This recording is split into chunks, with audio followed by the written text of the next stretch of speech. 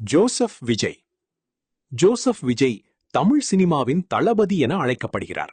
1974 June 22 அன்று சென்னை நகரில் பிறந்த அவர், தந்தை இயக்குனர் S.A. சந்திரசேகர், தாய் பாடகி ஷோபா சந்திரசேகர். லொயோலா காலேஜில் விஷுவல் கம்யூனிகேஷன் படித்தார். ஆனால் படிப்பை நிறுத்தி சினிமாவை தேர்ந்தெடுத்தார். சிறுவயதில் வெற்றி படத்தில் 1984 குழந்தை நடிகராக அறிமுகமானார். பின்னர் நாளைய தீர்ப்பு மூலம் 1992 ஹீரோவாக அறிமுகமானார். அவரது சினிமா பயணம் மிக விரிவானது. 1996 பூவே உனக்காக, 1997 காதலுக்கு மரியாதை, 1999 துள்ளாத மனமும் துள்ளும் ஆகியவை அவரை ரொமான்ஸ் ஹீரோவாக நிலைநிறுத்தின. 2004 கில்லி, 2005 திருப்பாச்சி, 2007 போக்கிரி ஆகியவை ஆக்ஷன் ஸ்டாராக மாற்றின.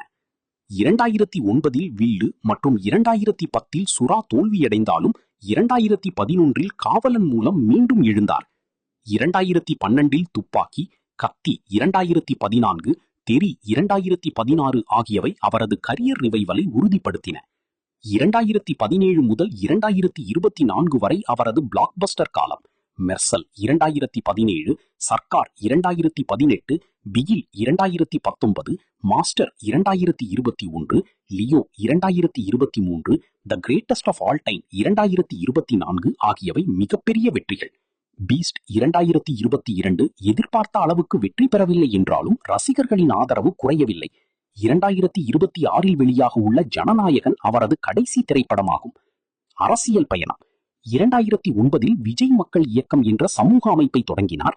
2024 தமிழக வெற்றி கழகம் TVK என்ற கட்சியை நிறுவினார்.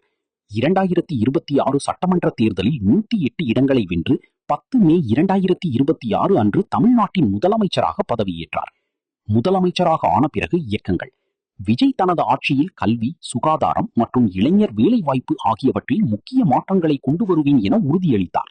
அவர் அரசியலில் டிரான்ஸ்பரன்சி மற்றும் கரப்ஷன் ஃப்ரீ கவர்னன்ஸ் என்பதை கோட்பாடாக வைத்தார்.